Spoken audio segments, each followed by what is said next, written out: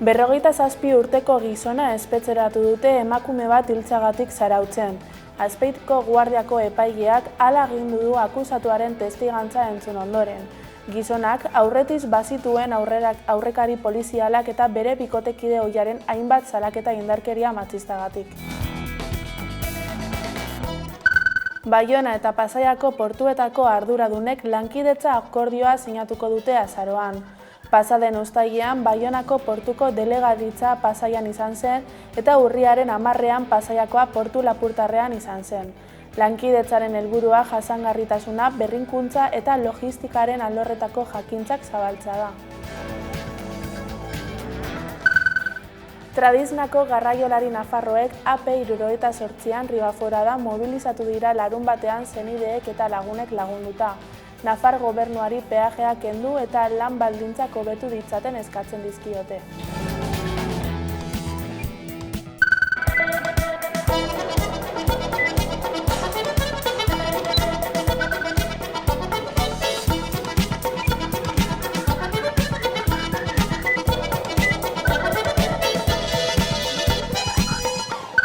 Gabon guztioi eta ongi etorri urriaren 20ko albistegira. Etak 2011ko urriaren 20an iragarri zuen jarduera armatua behin betiko bukatzea erabaki zuela. Gaur 14 urte. Oraindik 15 erbesteratu, 3 deportatu politiko eta 116 preso daude salbuespenezko lege eta zigor eta espetxe neurriak aplikatzearen ondorioz. Euskadi eta askatasunak Eta gaur 14 urte jakinarazi zuen jarduera armatua behin betiko bukatu zuela, Aieteko bake konferentziari erantzunez. Errepasa dezagun bere ibilbidea. Eta Euskadi eta askatasuna izeneko erakundea 1959an sortu zen eta 2018ko maiatzaren 3an desegin du. Gazte taldea abertzale batek abiatu zuen frankismoaren aurkako erresistentzia gisa eta Euskal Herriaren independentzia helburu nagusiarekin. Hasieran talde kultural eta politiko moduan jardun zuen, baina laster hartu zuen borroka armatua bide nagusitzat frankismoaren aurka ez ezik, Espainiako estatuaren aurka oro har ere bai. Besteak beste 1973an Madrilen etak atentatu handia egin zuen, eta Luis Carrero Blanco lehen ministro frankista hil zuen lehergailu baten bidez. Atentatu honek erakundearen ospea handitu zuen sektore batzuetan eta estatuaren erantzun gogorra ekarri zuen. Francoren heriotzaren ondoren Espainiako trantsizio demokratikoa hasi zen, baina etak borroka armatuarekin jarraitu zuen. 1980 urtea izan zen odoltsuena. Urte haietan erakundea estatuarekin konfrontazio zuzena sartu zen eta indarkeria maila oso altua izan zen. Aldi berean Galek atentatuek egin zituen etaren inguruko pertsonen aurka.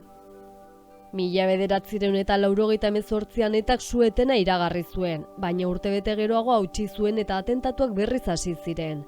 2000ko hamarkadaren hasieran indarkeriak jarraitu zuen, baina 2006an beste su-eten saiakera bat egin zen berriz ere hautsi zena Madrilgo aireportuko atentatuarekin. 2010tik aurrera erakundeak borroka armatua amaitzeko urrats sendoak eman zituen. 2011an ofizialki iragarri zuen jarduera armatua behin betiko utziko zuela. 2017an armagabetzea gauzatu zen eta 2018an etak bere burua desegin zuen komunikatu batean. Horrela amaitu zen ia 60 urteko historia izan zuen erakunde armatua, historian eta euskal gizartean aztarna sakona utzi zuena. Bide berria ireki zuten garai politiko berria zabalduz, ondorioek ordea gaurdaino diraute, urte luzez elkarbizitza apurtuta egonda, gaur egun ordea elkarbizitza normalizatua eraikitzen saiatzen ari dira. Dena den oraindik 15 erbesteratu, 3 deportatu politiko eta 116 preso daude salbuespenezko lege eta zigor eta espetxe neurriak aplikatzearen ondorioz. Nelson Mandelak gogoratzen zuen bezala justizia ez da zigorra bakarrik, baita erreparaziorako eta aldaketarako aukera ere. Eta desagertu zenetik 15 urte igaro ondoren zigorra betetzen ari direnen gizarteratzaren alde apustua egitea, gizarte humanoago eta kohesionatuago baten alde egitea dela dio sare euskal preso politikoen eskubideak defendatzen dituen mugimenduak.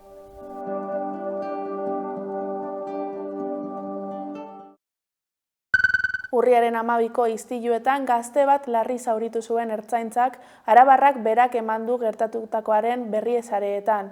Era berean, ostiralean beste hainbat atxilotuekin batera ikertuak izan ari zirela jakinarazi zieten.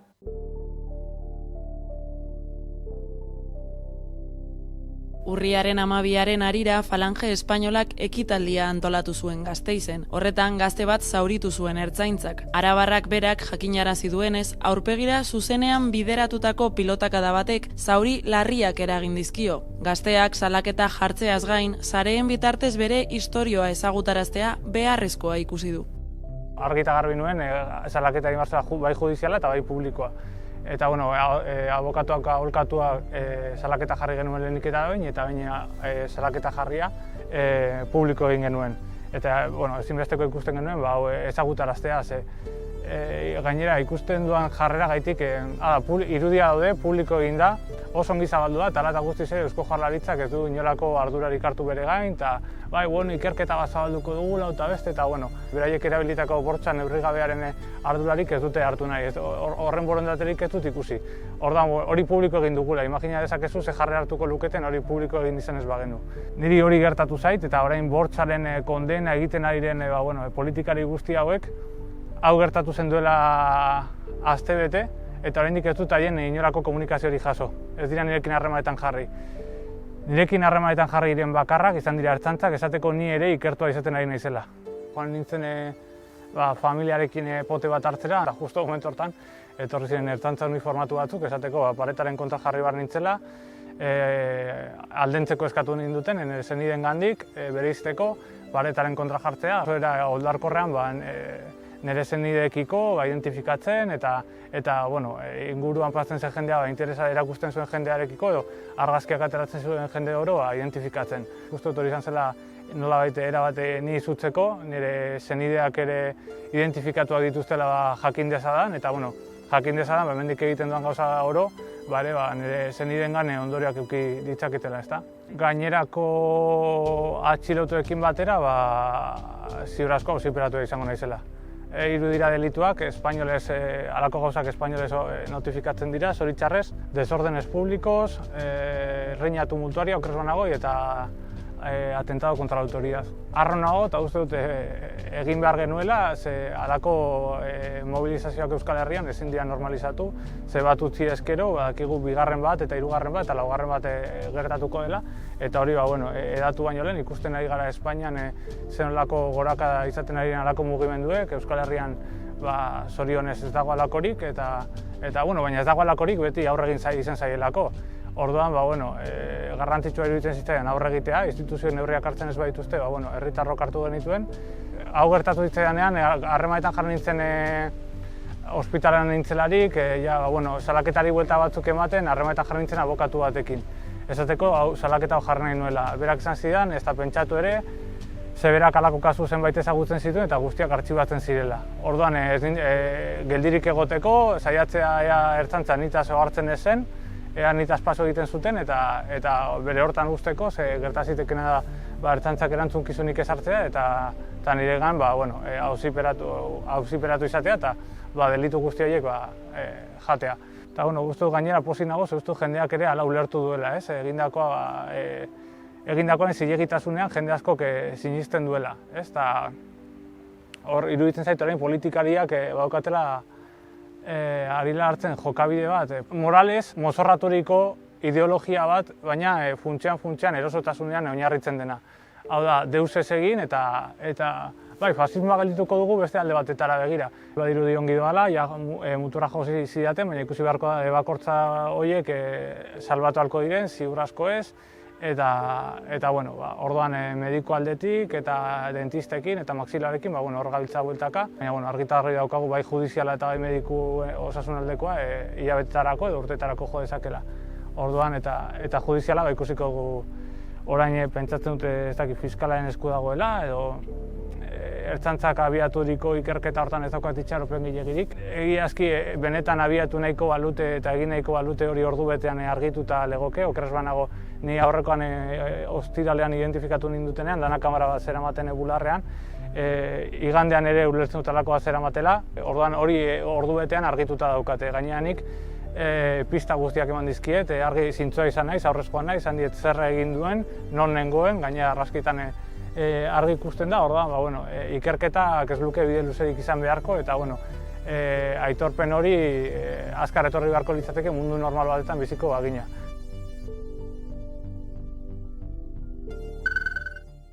Atarrabia euskararen bihotza bihurtu da igande honetan Paz de Ziganda ikastolak antolatutako Nafarroa oinez 2025 jaiarekin. Ikastolak aurten 60 urte bete ditu eta gainera 3. aldia du jaialdi hau antolatzen. Buruz bihotzez oinez lelopean milaka lagunek kalea jai, aldarrikapen eta familia giroan bete zituzten. Atarrabia euskararen bihotza bihurtu da igande honetan Paz de Ziganda ikastolak antolatutako Nafarroa oinez 2025 jaiarekin. Ikastolak aurten 60 urte bete ditu eta gainera 3. aldia du jaialdi hau antolatzen. Buruz bihotzez oinez lelopean, milaka lagunek kaleak, jai, aldarrikapen eta familia giroan bete zituzten. Antolatzaileek aurten mezu berezi bat zabaldu nahi izan dute. Bakearen aldeko kantua. Hitzorduak elkarbizitzaren, aniztasunaren eta elkartasunaren aldeko topaketa bihurtu du ikastolen ohiko jaia, non hizkuntzak eta hezkuntzak beren ahotsak batu dituzten indarkeriaren aurkako aldarrikapen globalarekin. Goizean ohikoa den erronka nagusia izan zen, Paz de Ziganda ikastolak irabazi zuena. Gainera, edozein adinetarako egitarau zabala egon zen. Erraldoiak, artisau azoka, herri kirolak eta kontzertuak batik bat.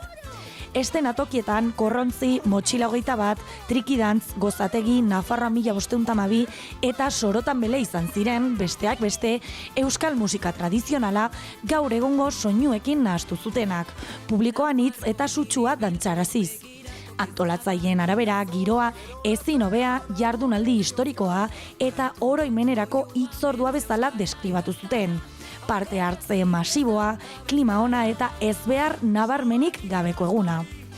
Jaia emozioz eta eskerronez amaitu zen, lekukoaren ohiko erreleboarekin. 2026an Zizur Txikiko San Fermin ikastolak eta Bianako Erentzun ikastolak batera antolatuko dute Nafarroa oinez.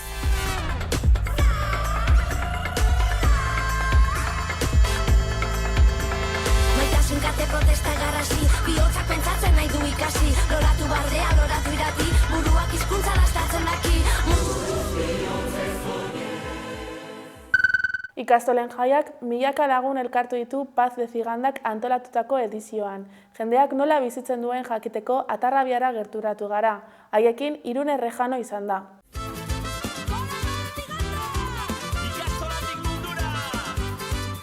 Gaurkoan Atarrabiara gerturatu gara Nafarroa oinez barrutik bizitzeko. Paz de Ziganda ikastolak antolatu du aurtengo Nafarroa oinez, 3. aldia du jaialdi hau antolatzen eta gainera ikastolak aurten 60 urte bete ditu.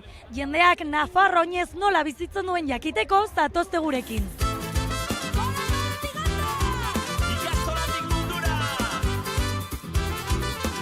Iruñatik. Donestebetik. Atarrabiatik. Burlata. Paz de Ziganda. Iruñetik, hemendik bai. Atarrabiatik, Burlatatik, Niuartetik. Beratek. Arantza. Ni Leitzatik nator, baina hemen egiten du lana ikastolan bertan. Lagunekin egotea, kontzertuetara joatea, gozategi, bosterditan. Lagunekin ospatu eta beste egin. Hor aldiz, mandu presta mateko buerte goti beti eta gero gara hor, gero gara lata, gero gara hor, eta pasiko bintu gara nata. Gaurko plana, orain hemen escape roomean gabiltza, baina gero egun guztiko, musika entzun, zerbaian, ateratzen dena, gozatu eta disfrutatu. Arratsaldean joango gara escape room egitera.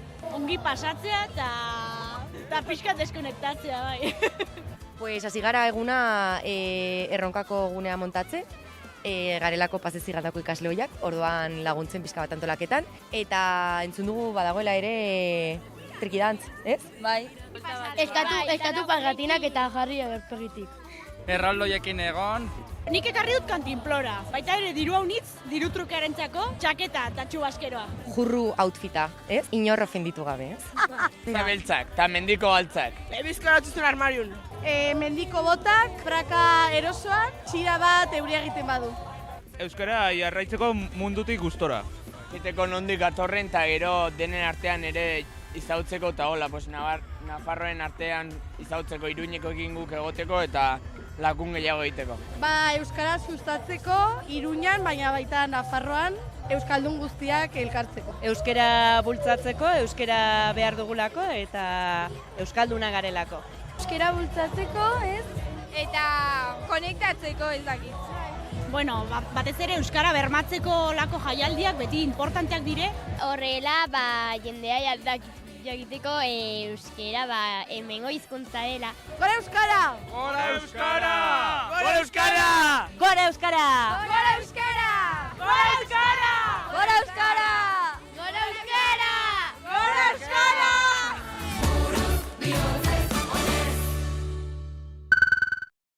Gaur Marisa Barrena eta Isabel Iraurgi gurekin izan dira Wikiemakumeok proiektuari buruz hitz egiteko.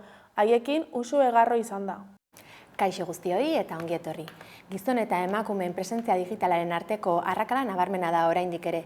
Emakume esanguratsuen bizitzaren eta lorpenen isla oraindik ez da gizonezkoena bezainbestekoa alor digitala barne. Eta horren adibidez Wikipedian dauden pertsonen profilak. Hala ere, guzti hau aldatzeko bidean, hainbat ekimen martxan daude Euskal Herrian barne. Eta honi buruz hitz egiteko, 11. platoan dauzkagu gaurkoan, Marisa Barrena eta Isabel Iraurgi, Wikiemakumeok ekimeneko kideak. Arratsaldeon, mila esker etortzeagatik. Arratsaldeon, eskerrik asko gonbidapenagatik. Mila esker zuei.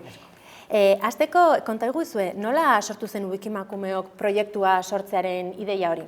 Bueno, hasierako ideia, edo Mentxu Ramilok izan zuen. Mentxu Ramilo gasteiztar politologoa da.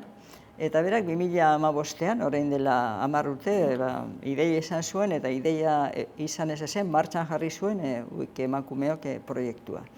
Eta, aipatu duzu bezala, helburua zen Wikipedian dauduen arrakala murriztea. Esan behar da, munduko Wikipedia guztietan dagoela arrakala hori. 300 bat Wikipedia daude munduan eta denetan dago arrakala. Baina berak batez ere ikusi zuen gaztelaniako Wikipedian zegoen arrakala eta hortik hasi zen. Eta gero nik honen berri izan nuen handik urte batzuetara, 2018an, 2019an hor zerbait egiten edo hasi nintzen apurat trasteatzen, baina 2020an antolatu genuen Durangon ikastaro bat. Mentxu Ramilo berak eman zigun ikastaroa, Andereak elkarteak, partaide garen Andereak elkarteak bultzatuta eta finantziatuta. Eta berak eman zuen ikastaroa eta horra hasi ginen, ez da Isabel? 2020an hasi ginen gu. 20an, gutxi gora bera. Durangoko taldia 20an sortu zen, gutxi gora bera. Baina guk beste helburu bat ere jarri genuen. Eta euskeraz editatzea. Guk geuk euskeraz editatzen dugu. Gure taldean badago baten bat, zerbait editatzen duena gaztelaniaz, baina gure taldean batez ere, Durangoko taldean euskeraz editatzen dugu. Orduan, hasierako arrakala murrizteari gehitu genion euskera ez. Eta guk euskarazko Wikipedian editatzen dugu. Hori galdetu behar nizuen, nolakoa den emakumeen euskarazko profilak sortzearen prozesu hori ikusten dudan bezala, batzuk zerotik sortuko dituzu eta beste batzuk itzuli, ezta? Baina pixka konta iguzuen nola den. Errezenak, ez dakit nola esan. Igual dira itzulpenak, ez? Hor ja dana eginda dator eta zuk igual sozer gehitu alduzu, ez? Eta normalean erderatik itzultzen dugu, batzuk egiten dabe gure taldean inglesez egiten dabe, eta beste norbaitek ere frantsesez erabiltzen du. Eta hortik, errezagoa dira, ja badagoelako eginda gutxi gora bera bere bi osoa, ez? Gero zuk igual topatu alduzu beste informazio bat, eta gehitu horreri baina hori, ez? Eta bestearena, zailagoa izaten da, ze hasi behar zara harakatzen, normalean internet asko gorrotatzen dugu, baina guretzako interneta hortik. Sartzen zara Googleen eta hor dagoen informazio guztia hori erabiltzen duzu, ez? Zuk egiten duzuenean bio bat, ezin epintzen dituzun datu guztiak eukin behar dute sostengu bat. Orduan referentzia bat egon behar da, ez da nik asmatu dudela, ez dana dauka bere sostengua, ez? Nonbaitetik atara dugu informazio hori eta hori gelditu behar da argi nondik atara dugun, ez? Ez da, ez. Edabideetara asko jotzen dugu. Esate baterako, edabide idatzietara eta gero zeretara zeuen edabideetara. Ez da entzuten badugu ikusten badugu, demagun euskal edabidetara batez ere jotzen dugu, ezta? Eta berri asko erabiltzen dugu, adibidez. Eta gero telebistak berabiltzen ditugu, telebistan entzuten badugu, batek sari bat jaso duela, edo ez dakit marka bat egin duela, edo irratian, ez? Naiz eta kotxean joan eta irratian izen bat entzun, apuntatzen dugu eta hortik, ez? Lehenengo begiratzen dugu eginda dagoen, eta eginda badago, eta euskeraz badago, eta gero ez badago, Gero, Isabelek esaten du moduen gu beti referentzia behar ditugu, ez dugu guk asmatzen, baizik eta bildu egiten dugu besteke idatzitakoa edo esandakoa, balio dugu telebistak esandakoak ere, eta orduan hor referentzia badaukagu, hori ere horretaz baliatzen gara, bai. Eta zein zailtasun edo erronka topatu izan dituzue zuen egiteko horretan? Zailtasunak aurkitzen dira, bai, batez be, ez dituzunean datuak aurkitzen, ez? Ekin eta azkenean datu stream bat aurkitzen duzunean, ez? Eta gero, zailtasuna ez, baina gertatzen zaigun, ez dakit, bidean etorri gara horretaz hitz egiten, ez? Hainbeste kostata gero, egiten duzunean biografia bat, referentziekin eta ondo, gure ustez ondo zer duta, ez da? Argudiatuta, halako batean esaten dizu emakume batek, ez, nik uste dut ez dudala merezi hor egotea. Eta horrean hori zailtasunez, baina hori da, niri behintzat, gertatu zaidan gauzarik gogorrena honetan, ez?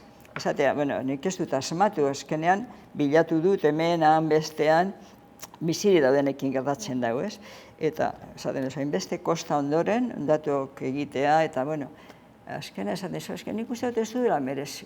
Baina, nik merezi duzulako egin dut, eta merezi duzula pentsatu ez gain, aurkitu ditut datuak zuri buruz, ez dut nik asmatu. Aurkitutako datuak baliatu naiz zure biografia egiteko, eta ez, baina uste dut ez dudala merezi. Hori da nire ustez, nik pentsat aurkitu dudan gauzarik gogorrena.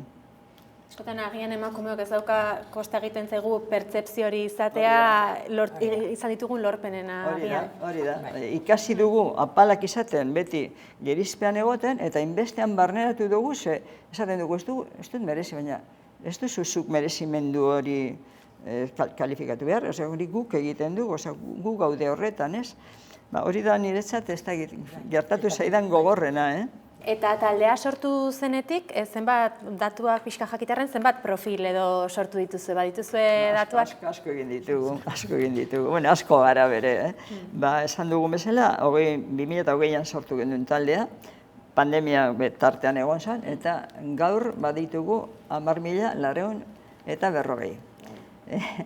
Kopuru polita da, posi gaudegia esan, azken baten hor, taldean giro ona daukagulako ere bada uste dut, eta ilusio handia daukagulako. Eta lehen esan dudan bezala, motivazioa gurean bikoitza delako. Arrakala ez euskararena badelako ere motivazioa, eta orduan horrek ematen digu indarra, esango nuke.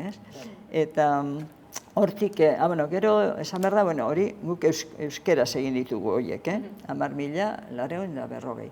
Baina gero gure inguruan edo, gure arrimura esango nuke, sortu dira beste euskal emakume talde batzuk, Oiartzunen adibidez, oso aktiboa den talde bat dago, Ondarruan beste talde bat aktiboa, astero biltzen dena gu bezala, Lekeition ere horrari dira, martxa hartzen, Sestaume badago beste talde batxo bat, Arratian, esan dut, hor pixka bat, azken baten helburu berdinak ditugulako, helburu bikoitza dugulako.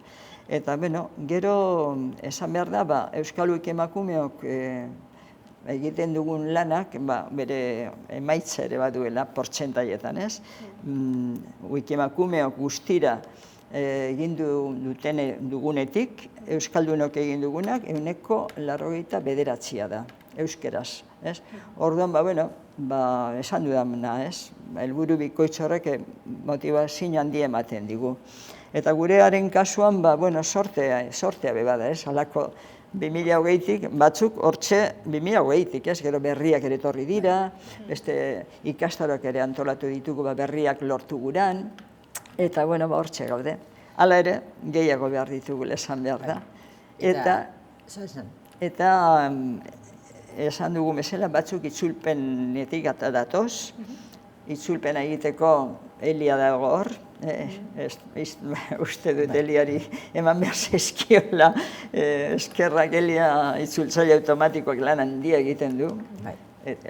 Elia espalego ez genuken hainbeste egingo, ezingo genuken egin. Eta horietatik 10% da sorkuntzakoa. Osa, 1000 gora sortu ditugu.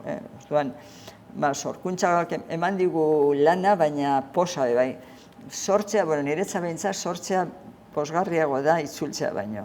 Erronka eta helburu buruz ere hitz egin dugu. Zein emakumeri buruz, orain arte jorratu ez dituzuen edo ez dauden profilak eginda ez dauden horien artean, zeintzui buruz gustatuko litzaizueke egitea profilak edo egitea lana? Badituzu izen batzuk orain buruan esaten dezuela datozen hilabeteetan egingo ditut hau eta hau edo hau nahiko nuke egin. Bueno, guk gure horrian daukagu zerrenda bat, ez? Zerrenda bat daukagu geuretzat, geure erabilerarako eta publikoa da. Eta norbait kanpotik nahi badube jarritzake bere proposamenak, ez? Ni momentu honetan Iratxe Reparasen egiten ari naiz. Iratxe Reparasek egin du Durango Kasokako kartela, eta hori beberdin, ez? Prentsan ikusi dugun momentuan, ez da Iratxe Reparas, ez? Eta, gainera, ikusi dut, badaukala ez bakarrik kartela egin duela, gauza asko egin dituen emakume badela, eta datu batzuk falta zaizkit, baina ia gaur edo bihar lortzen dudan hori hornitzea, eta, gero emakume eskain beste daude, ez da? Jartzen zara, telebista ikusten edo egunkari edo periodiku bat begiratzen, eta izen pile bat daude, orduan batzutan ezin dugu denetara heldu, hori da, gure larritasuna batzutan, atzo arratsaldean bertan, telebista ikusten egon nintzen, harri jasotzaile da. Harri jasotzaile bat ikusten medikua eta harri jasotzaile da, kurioso, ez da? Eta begiratu nuen, eta informazio pila badago berari buruz, baina, karo, Reparasen amaitu arte ezin dut bestearekin hasi ze bestela, ezin duzu aurrera egin. Orduan, informazio, ni behintzat egiten dut, informazio bila nabilenean eta pixka kostatzen zaidanean, beste bat itzuli egiten dut bitartean, behintzat esan da, produzio pixka bat, ez? Batzuan kosta egiten da, datu bat lortzea, bestea lortzea. Eta zure kasuan izan, badaukazuela pertsonaren bat buruan? Ni edozein ebatzen dutzat, baina kasu honetan nabil emakume japoniar batekin, itzultzen ari naiz. Eta gero dauzka pare bate abokatu hor inkapila esaten dana, honek esan duena. Bestea, ematen dizu, ez dakite harinago da, ikusi egiten duzu, bestea hor bilatu, montatu, kontrastatu egia da, nea hau holan izan den, baina bai. Baina egia da, itzulpenetan ikusten da, zenbat emakume dauden hortik, baina ze emakume katxarroa diren. Grina horri, lan hau egiteko grina horri eutxita, bukatuko dugu gaurkoan elkarrizketa hau, Marisa Barrena, Isabel Iraurgin, 1000 esker Amaikara etortzeagatik. Zeueri, eskerrak. Zeueri, eskerrik asko. Gaurkoan, Aizea Arrosa eta Faltrikeira taldeen Magala bestearekin alegia amaituko dugu albistegia. Gogoratu Amaikaren webgunea eta sare sozialak eskuragarri dituzuela informazioa zabaldu nahi izan ezkero. 1000 esker zuen arretagatik, ondo izan eta bihar arte.